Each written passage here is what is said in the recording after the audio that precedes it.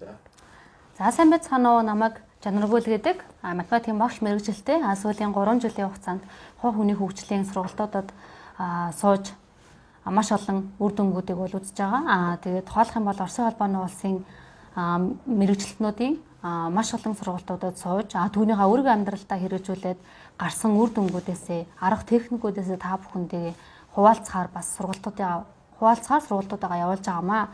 За өнөөдрийнхөө хичээлээрээ мөрөөдөлтөө хэрхэн хүрэх вэ гэсэн хичээлийнхаа эхний алхмуудыг та бүхэндээ зааж өгөхөөр бэлтээд байна. За ямар хүн мөрөөдөлтөд хүрдэг вэ? Та нарын бодлоор ямар хүн мөрөөдөлтөд хүрч чаддаггүй бэ гэсэн энэ асуултыг та бүхэн манаас өөртөө тавьж үзээрэй. Хүн болгон мөрөөдөлтөд байдаг. Гэхдээ зарим хүмүүс маань мөрөөдөлтөд хүрдэг, зарим нь мөрөөдөлтөд хүрч чаддаггүй байгаа. Тэгвэл үүний нууц нь юу юм бэ? Мөрөөдөлтөд хүрэх арга зам нь юу юм бэ гэдэг энэ асуудлыг бас би та бүхэндээ зааж өгөхөөр өнөөдөр хичээлээ эхлүүлж байгаамаа. За хүн төрөлхтөн маань 1-ээс 12 настайд хүний тархинд маш олон програмууд сууж байд юм байна. Тэр програмууд маань маш гүн сууж байд юм байна. Тухайлх юм бол компьютерт бид нар програмаа суулгаад түүнийг ажилуулдаг шиг яг л бид нарын 1-ээс 12 настайд бидний тархинд маш олон програмууд сууж байд юм байна. Тэр програмуудыг бид нарын аав ээж, эмээ өвөө, сургууль хүмүүжүүлэгч багш гэсэн энэ хүмүүс маань өөрийн мэдлэгөөр амьдралын явцад биднэрт суулгаж байд юм байна. Энэхүү програм нь хүнийг насан туршид удирдах, хөтөлж байдаг. За тухайлх юм бол компьютерт бид нар програмаа суулгаад түүнийг ажилуулдаг шиг л бидний тархинд суусан байгаа програм маань насан туршид хөтөлж, удирдах байдаг юм байна. За жишээлх юм бол ээж нь хүүхэдтэй гэрээ цэвэрлжээрээ гэд хэлээд явсан гэж бодъё. За тэгээ орой ирээд ээж нь явах уу гэхээр за энэ хэсгийг дутуу цэвэрлсэн байна. Энэ хэсгийг арчаагүй юм байна штэ. Дуусгаад хийхгүй яасан юм бэ? Ямар залхуу юм бэ гэж хэлсэн гэж бодъё. Дахиад 7 хоногийн дараа энэ үйл явдал давтагдлаа. Дахиад хүүхэд нь дутуу цэвэрлээд ээж нь дахиад энэ үгийг хэлсэн гэж бодъё. За энэ үед хүүхдийн тархинд ямар програм суух вэ гэхээр би залхуу юм байна гэсэн програм сууна. Яагаад гэвэл ээж нь гэрээд дутуу цэвэрлснийхэн төлөө хүүхдээ чи ямар залхуу юм бэ гэж хэлсэн учраас хүүхдийн тархинд би бол залхуу гэсэн юм програм сууж өгдөг гэсэн үг. Гэхдээ бүр маш гүн сууж өгнө. Энэхүү програм нь насан туршид тухайн хүүхдийг том хүн болсон хойнонд ч өхөн хүүхдэл нь энэхүү програмыг устгахгүй бол энэ хүүхдийг залхууралтай хамт явуулна гэсэн үг. Тэгэхээр зарим хүмүүс маань ярьдаг л да би юу нь яаж чижсэн бүтэхгүй байна. Би яаж чижсэн бүтлгүүдэд байна. Яаж чижсэн би азгуудад байна. Яаж чижсэн би ерөөсө болохгүй байна гэдээ яриад байдаг. Тэгвэл магадгүй та өөртөө таны бага наснд суусан програм байж болцсогүй гэдгийг бас анхаарах хэрэгтэй юм байна. Энэ хүний хувьд болохоор багт нь ээж нь би бол залхуу юм байна гэсэн програм суулгаж өгсөн учраас энэ хүүхэд бол том хүн болсон хойноо ч гэсэн ямар нэгэн байдлаар хойшин суугаад ингээд залхуурж байна гэсэн үг. Дахиад нэг жишээ авъя. Тухайлбал том болсон хойно ч гэсэн ялгаагүй те. Охин хүүхэд машин авлаа гэж бодъё. Тэгэхээр ээж нь ч юм уу, эмээ нь ч юм уу те. За хүнд арчив, болгоомжтой яваараа осолд орчив гэж байнга хэлдэг. За ингэж хэлж байгаа нь болохоор охиндоо муу юм хүссэндээ бол биш. Гэхдээ санаа зовсондоо сануулж хэлж байгаа боловч ингэж осолд орчив, ингэчүү гэж хэлснээр тухайн хүүхдийн тархинд сөрөг програм суулгаж байдаг байна. Тэгэхээр яах вэ гэхээр магадгүй тухайн хүүхэд маань нэг жилийн дараа ч юм уу осолд орох, хүнд айрах юм зүйд амьдралд нь тохиолдно гэсэн үг. Тэгэхээр энэ бүгд бол тэр бидний тархинд суугаад байгаа тэр сөрөг програмын үр дүн юм. Тэгэхээр бидний тархинд суусан тэр сөрөг програмаа бидний амьдралд өөрийн мэдлгүй, өөрийн ирэхгүй гарч ирдэг байх нэ. Тэгэхээр бид нар тархинд сууж байгаа энэхүү сөрөг програмыг заавал сэтгэл судлалын дасгал даалгавруудын тусламжтайгаар заавал устгах хэрэгтэй байдаг байна. За тэгвэл эерэг програм гэж ямар програм байд юм бэ гэдэг талаар бас хэдүүлээ авч үзье. За эерэг програм гэх юм бол жишээлбэл би бол мөнгөтэй, би бол баян, би бол үзэсгэлэнтэй, магадгүй би бүгдийг хийж чадна. Би бол азтай гэх мэтчлэн энэ ойлголтууд бол бидний тархинд суусан эерэг програм. За энэ програмын үр дүнд магадгүй би өөрийгөө мөнгөтэй, би баян гэсэн ийм програм суулгацсан байх юм бол би насан туршдаа баян амьдрна гэсэн. Үүний эсрэг би бол ядуу баян хүмүүс бол муу хүмүүс байдаг. Баячууд бол дандаа луур хийж мөнгө олдог. Дандаа хүн нэг гомдоож заллан хийж мөнгө олдог. Дандаа идэж мөнгө олдог гэх мэтчлэн энэ баян хүний талаарх энэхүү буруу ойлголт, буруу програм тэг бидний аав ээжээс багаасаа ингээд суулгаж өгсөн энэ буруу програм нь тухайн хүүхдийг насаар нь тийм ядуу сэтгэлгээтэй байлгах, авалмаар энэ програмтай байснаар одоо ядуурлаасаа гарч чадахгүй байх энэ одоо үр нөлөөг бол авчирдаг. Тэгэхээр эрэг сөрөг програм маань бидний амьдралд маш чухал. Ялангуяа мөрөөдөлтөд хүрэхэд бол маш чухал гэсэн үг. Үүнийг бид нар мэдэж энэ сөрөг програмыг өөртөөсөө устгаснаар бид нар мөрөөдөлтөд хүрэх хамгийн эхний алхмыг хийж байна гэсэн үг юм аа. Үүнийг яаж хийх вэ? Энэ сөрөг програмыг яаж устгах вэ гэдэг энэ тасгал даалгавруудыг би та бүхэндээ бас зааж өгөх болно. За сөрөг програмуудаас өшөө таас нь авч үзэх юм бол би бүтэлгүй, би залхуу, би бол ядуу, би бол мөнгөгүй, би бол юу ч хийж чадахгүй гэх мэтчлэн энэхүү одоо сөрөг програмууд бол байдаг. Энэ нь бол биднэрт гол төлөв бага наснд илүү сууж өгсөн байдаг. Бага наснд суух тусмаа энэ илүү гүн сууж өгдөг гэсэн үг. Эрэг програм нь түрүүний хэлдгээр яг үүний эсрэг програмууд бол эрэг програм байдаг.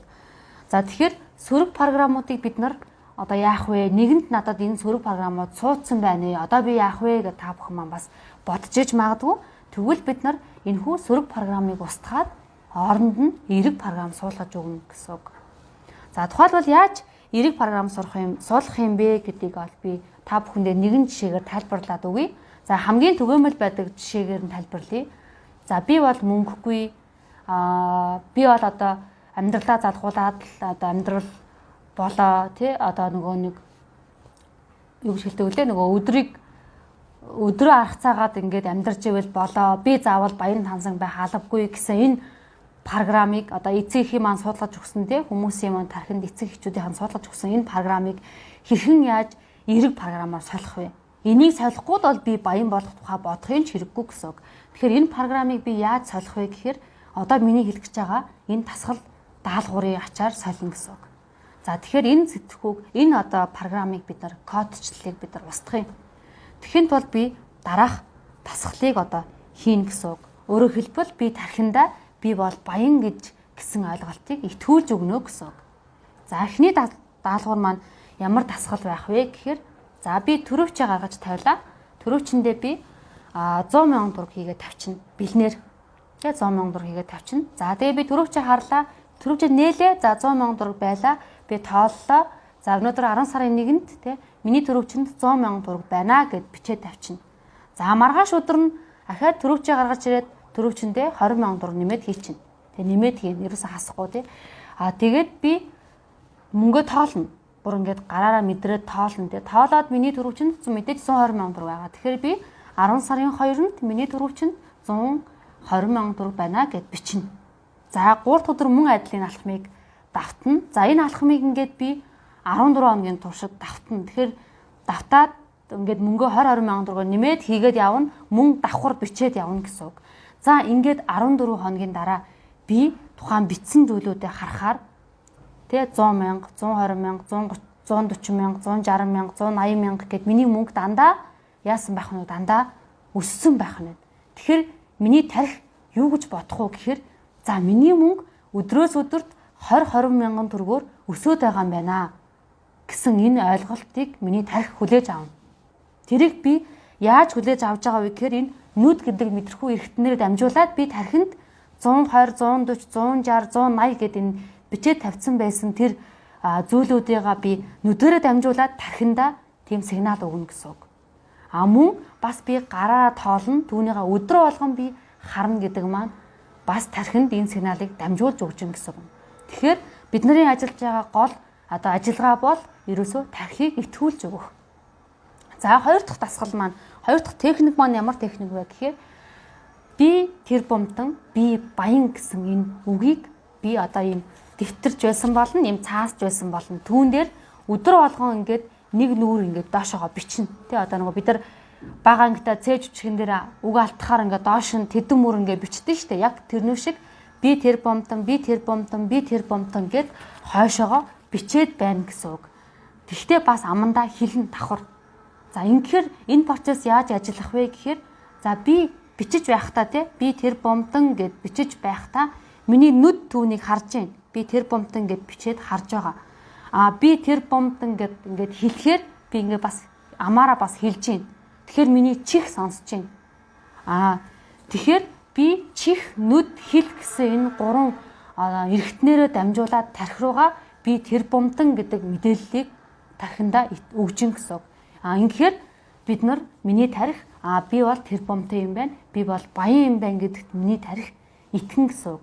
Тархи итгэснээр миний тархин дээр энэхүү програм маань, энэхүү эерэг програм маань, миний хүсэж байгаа энэхүү эерэг програм маань тархинд сууж байна гэсэн үг.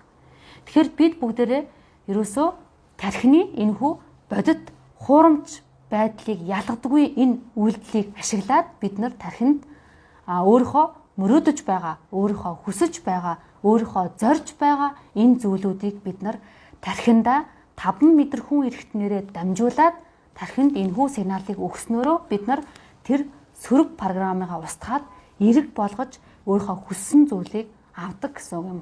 Ийм учраас одоо бид нарын энэхүү сургалт маань таны амьдрал, таны гарт гэсэн сургалт байгаа юм. Ер нь бол бид нар ингэж тархиа итгүүлэх замаар тархиндаа өдөр болгоны дасгал үг үйлдэлийнхаа тусламжтайгаар тархиа итгүүлснээр бид нар одоо тухайн мөрөөдөд байгаа, тухайн зориод байгаа, тухайн хүсэж байгаа зүйлүүдээ бид нар өөртөө авч чадна гэсэн юм. Тэгэхээр бид нарын дараагийнхаа сургалтаараа бид нар мөн л адилхан мөрөөдөлтөд хүрэх дараагийн алхмууд, дараагийн дасгал, дараагийн техникүүдийг энэхүү одоо хамгийн үр дүнтэй дасгалуудыг та бүхэндээ би зааж өгнө. Энэхүү сургалтуудыг, энэхүү техникүүдийг бол би түрүүн хичээлийнхаа эхэнд хэлсэн Оросын холбооны улсын сэтгэл судлаач мэрэгчлэнүүдийн одоо гаргаж ирээд практикт олон жилийн туршид заагаад хэрэгжүүлээд үр дүнгээ хүртээд түүнийгээ би сураад өөрийнхөө амьдралдаа хэрэгжүүлээд үр дүнгээ гаргасан учраас та бүхэндээ зааж байгаа юм аа. Тэгэхээр энэ бол маш энгийн сонсогдож байж магадгүй. Гэхдээ энэ бол маш том шинжлэх ухаан. Би үүнийг зөвхөн та бүхэндээ өөрийнхөө энгийн үгээр одоо ойлгуулахыг бол хичээж байгаа юм аа. Тэгэхээр та бүхэндээ бол би тарих ингэж ажиллана, тэгж ажиллана гэд бүгдийг бол хэлээд онлайн хэлээр бол хэлж болж байна. Гэхдээ бол одоо биднэрт практик чухал, үр дүн чухал учраас ийм энгийн та бүхний ойлгохоор ийм энгийн үгээр ингэж тайлбарлаж хэлэх нь бол илүү ойлгомжтой баха гэж бодоод ингэж хэлсэн юм. Тэгэхээр та бүхэн маань даалгавартаа дараах 2 даалгаврыг хийх нь байна. Түрүүний миний хэлсэн 2 дасгалыг гэрийнхаа даалгавартаа заавал хийх нь. Хамгийн гол нь нэг анхаарал зүйл байгаа. Энэхүү дасгалыг хийхдээ заавал би ингээд бичлээ гэд мөнгөтэй болох болов гүй болов, би ингээд нэг нүүр бичлээ гэд би одоо мөнгөтэй болох болов гүй болов гэсэн ийм эргэлзээ ерөөсөө тархиндаа оруулахгүйгээр тэгээ маш олон шинжлэх ухаанч хүмүүсийн маш олон тантай адилхан хүний хийгээд болоод байгаа зүйл яагаад тань дээр ирэхээр хэрэгжихгүй гэж та зүгээр л үнийг яг техникийн дагуу, яг зааврын дагуу л хийх хэрэгтэй. Тэрнээс биш биелэх болов, биелэхгүй болов гэсэн ийм эргэлзээ ерөөсөө тархиндаа оруулахгүйгээр саяных миний хэлсэн 2 дасгал даалгаврыг заавал та бүхэн маань 14 хоногийн туршид хийгээд үзээрэй. Маш гайхалтай үр дүн гарна гэдэгт би бол 100% итгэлтэй байна. Дараагийн хичээлдэр мөрөөдөлтөд хүрэх үлдсэн алхмуудыг бас заана. Мөн мөрөөдөлтөд хүрэх бас өөр арга зам, өөр дасгал техникүүдийг бас заах болно. Ер нь манай 1 сарын сургалт маань та бүхнийг одоо байгаа өнөөдрийн төвшнгөөс чинь нэг төвшин ахиулах, таныг дараагийн төвшөнд авчрах ийм сургалт бол болно. Хүн ер нь бол байгаа байрандаа л байгаад ах юм бол тухайн хүний хөгжил бол явагдахгүй байна гэсэн үг. Байгаа газраасаа, байгаа байрнаасаа ямар нэгэн байдлаар дээшгээ гарч байх юм бол бид нар одоо хөгжиж гин гэсэн үг. Тэгэхээр миний энэ 1 сарын цогц сургалт маань та бүгдийг бүтэн одоо маш том нэг шатаар дээш нь одоо ахиулж чадах ийм гоё сургалт, маш үр дүнтэй, маш их агуулгатай, маш үр дүнтэй дасгал даалгавруудаас бүрдсэн ийм цогц сургалт болно. Тэгээд сургалт маань та бүхэнд мотивац, өөрийгөө хөгжүүлэх, урам зориг, эрч хүч, тэгээд өөрчлөлтийг бол авчирна. Тэгэхээр та бүхэн маань манай бас үлдсэн сургалтуудад бол хамрагдаад энэхүү өөрийгөө өөрчлөлөөрөө тэгээд хүсэл мөрөөдөл зорьсон зорилготой бол заавал хүрээрээ тэгээд дараагийнхаа дугаараараа иргэд уулзцаая.